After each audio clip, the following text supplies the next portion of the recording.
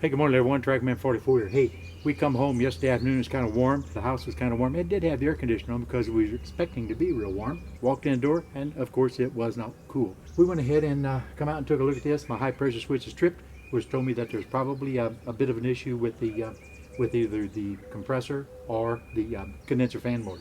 So, and in the air conditioning mode, a heat pump, this is a condenser fan motor, and it is an outdoor fan motor if it's a heat pump in the heat position. But at any rate, it's still the outdoor fan motor. You can hear the compressor start up, obviously. Fan motor's trying to start. The fan motor can't hardly turn. It's the bearings are bound up or whatever. So I'm going to get into it.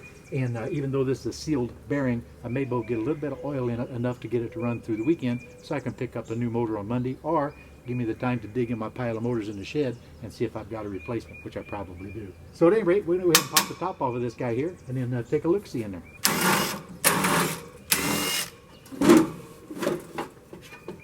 Typical, looking pretty nasty in there. Kind of aggravating working off of a ladder.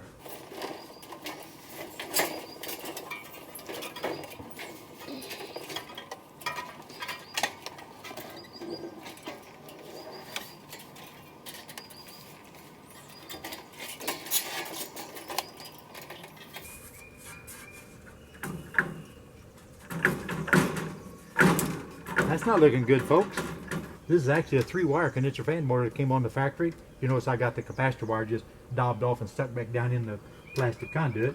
That's because I'm not using that wire. And I opted to go with the single speed 4-wire motor, which means that it just wires just a little bit different.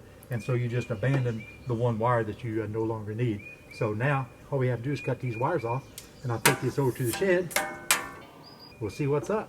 In the old days, we had lots of options for universal replacements. It's a little more difficult nowadays with all the fancy new motors, especially on indoor units, the ECM motors and all that stuff. But we don't have to worry about that here. If you wonder why I'm struggling a little bit, it's because I got a sore foot. I don't know what happened, but I've got a real bad problem with my heel on my right foot. I got to admit, on service calls, you don't usually have a tractor with you to assist you. But at home, it's an entirely different story.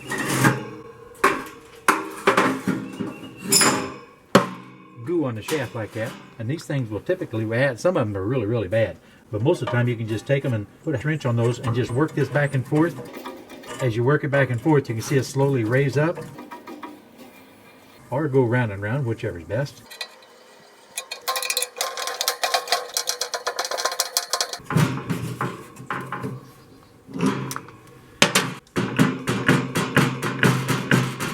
I'd say that's a little excessive in play. So after removing the lock and bolt right here, this here is still mounted. This is a bracket that holds it to the top of the condenser fan shroud. So once you pull the captive nuts off of the other end of the shroud, which is really nice because it protects the threads, they won't ever be rusty that way. Then you can just lift this guy right up and off of it, and here's your exposed motor. Now we guessed 1075 RPM. It is. This is a Mars replacement motor, 1075 RPM, 3rd horsepower, with a 7.5 microfarad capacitor. So I'm going to go see if I've got one. If I don't have one, then we'll go ahead and take it apart and see if we can come up with something. So hopefully I'll be back in a few minutes.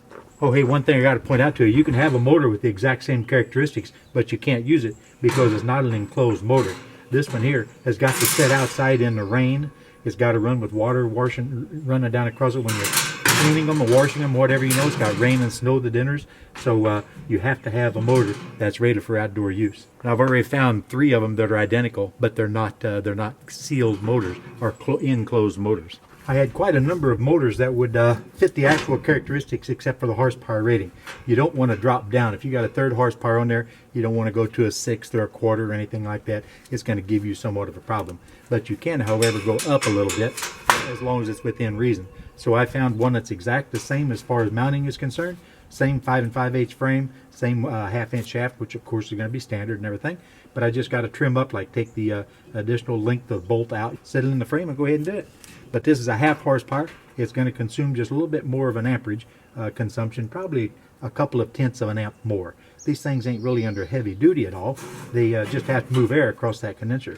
But we just have to notch these back here and just pop them sideways a couple of times, just break them off like that.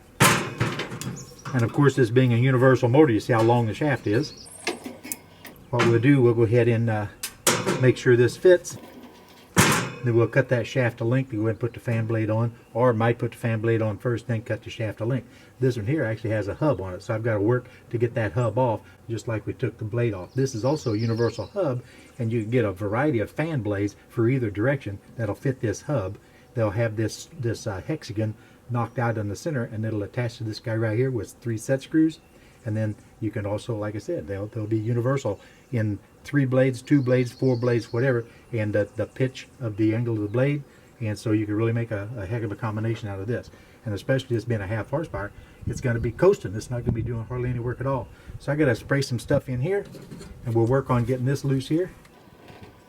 2 set screws that holds this onto there. If I had 240 volts handy, I'd plug this thing in and shine it up with the motor turning.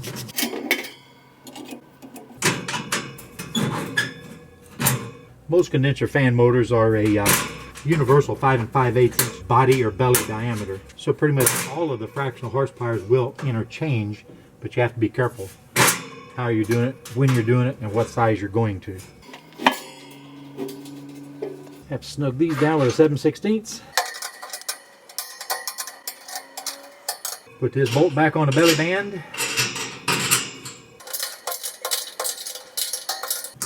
Has to be snug enough where that won't vibrate and come loose. And then you can actually tighten this screw up right here. That puts a little pressure on the outside of that housing. It's kind of like a set screw in addition to being a ground. And this here, this particular one here, this is a reversal hill. This is a reverser right here. See, it's black and white, black and white. If it's going the wrong direction, just turn it around 180, plug it back in, it'll be going the right direction.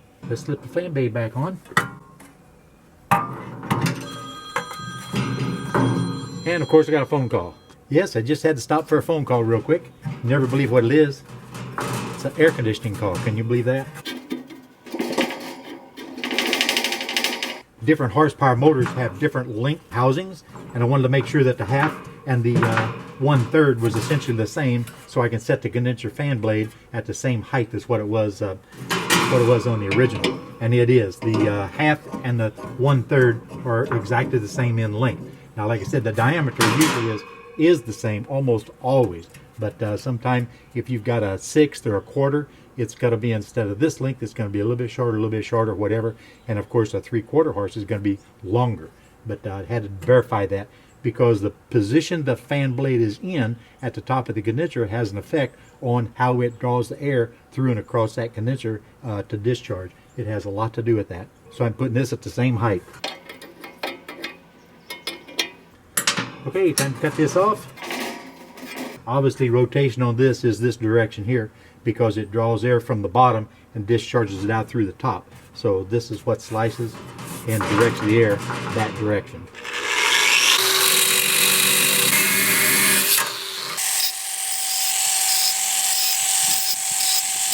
In the old days it was all hacksaw, guys. I'm just going to bump this on to 240 and see that it's going the correct direction. Yeah, I stretched the 240 volt cord out, plugged it in. I didn't put it on camera because it's a little iffy plugging that in hot like that. And of course it turned the wrong direction, so I went ahead and reversed the rotation, so we should be good to go.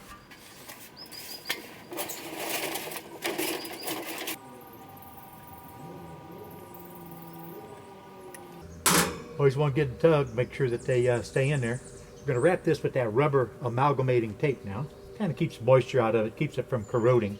If you don't seal these up, sometimes they will corrode over a few years' time. You can use this in lieu of shrink wrap for an application like this anyway.